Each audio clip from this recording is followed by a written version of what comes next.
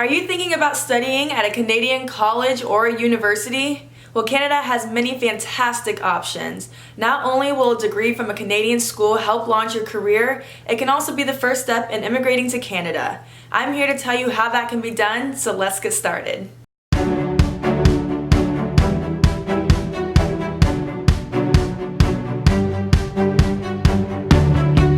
Canada has three of the world's top universities: the University of Toronto in Toronto, McGill University in Montreal, and the University of British Columbia in Vancouver.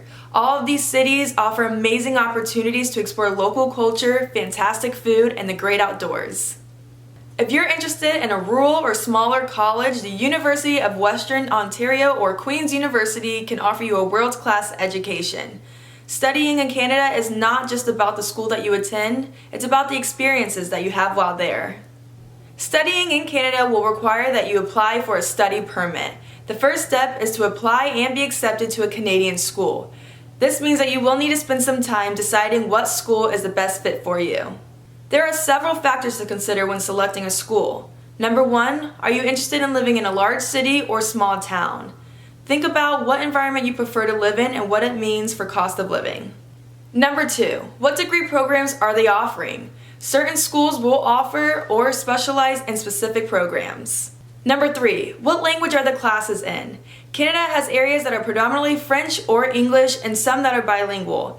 It's important to make sure that your chosen degree is offered in the language that you prefer. Number four, what are the cost and length of programs offered? Make sure you research and understand tuition and the cost of living.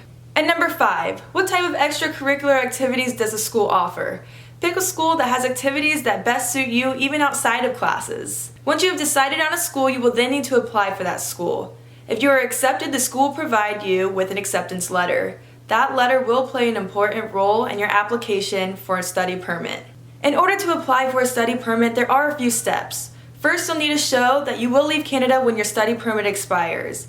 Then, you'll need to show that you can pay for your tuition and cost of living in Canada for the length of your program. You'll also need to prove that you've been accepted to the program, which then your acceptance letter will come in handy.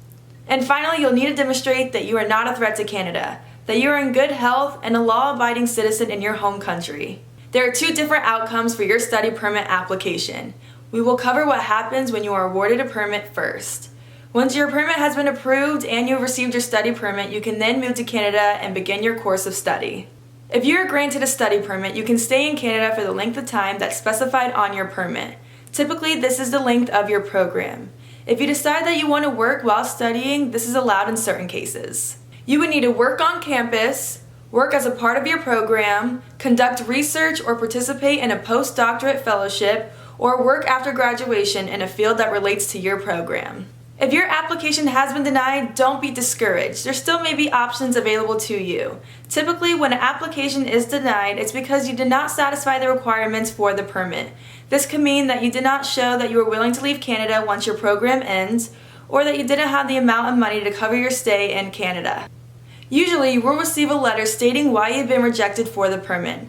This letter will help you figure out what the issue in the application was. Once you understand why you've been rejected, you can then fix the issue and then reapply. So if you didn't show sufficient intent to return to your home country, when you reapply, you can try to show more significant ties to home for a better chance of being approved.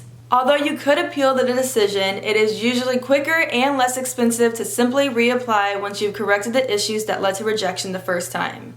However, if you speak with an immigration lawyer about your case, they can help you decide which approach to take. Many students fall in love with Canada after studying and choose to look for work in Canada, which leads to applying for a work permit.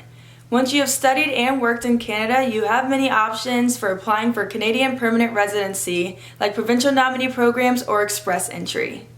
However, it is important to only study in Canada if you're excited about your chosen program and you think it will help you advance in your chosen career. This will help prevent people from applying for a study permit with dual intent, which basically means you're applying to study for Canada just because you know you want to immigrate. The immigration officer that's handling your case, if they can sense that this is your intentions, your study permit will be denied. So call Visa Place today to book a consultation, click the link in the description for more information, and don't forget to subscribe.